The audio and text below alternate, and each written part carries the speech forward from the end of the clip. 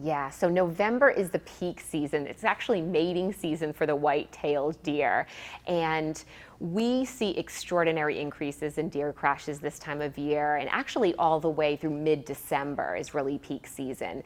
And the time of day is also not in the driver's favor because we see these crashes happening at dawn and dusk. That's when the deer are most active.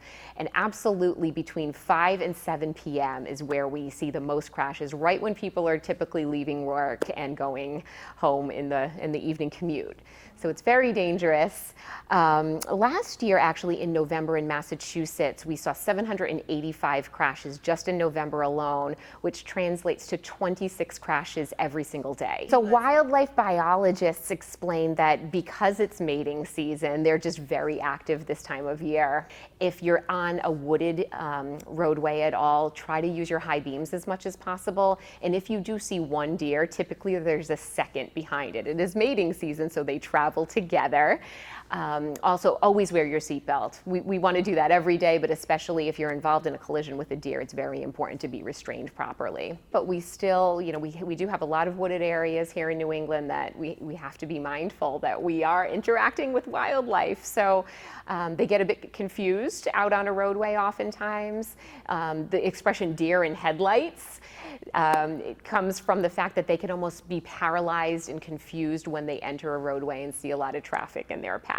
So yes, so absolutely try to avoid it try to avoid hitting a deer, but if you absolutely can, if there's traffic behind you moving at a high rate of speed, you have to consider your own safety, unfortunately, too. It is a state law in Rhode Island and in Massachusetts to report a crash with a deer, and that's important to, so we have a better understanding of the routines, of the data, but we do have to be careful and report those incidents to local police as well as the Department of Environmental Management.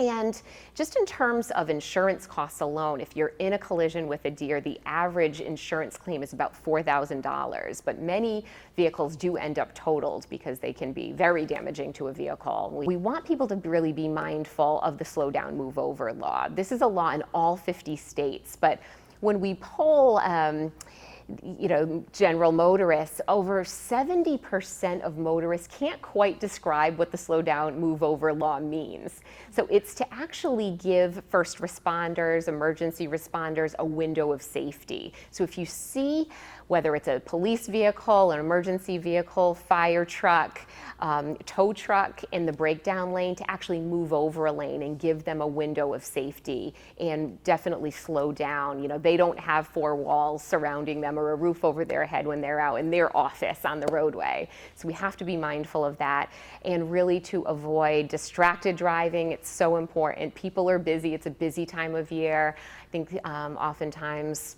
there's more of that impulse to look at a message or check an email. We have to, stay vigilant about avoiding distracted driving. Definitely always wear seat belts, but also impaired driving is a huge issue. We are above national averages in this region of the country when we look at alcohol and drug involved crashes, and that's something that we all need to work together to solve. So if you do have to pull over to the shoulder of the vehicle, keep your hazard lights on. If there's no safe way to exit the vehicle, absolutely keep your seat belt on when you're waiting for emergency responders to come help you.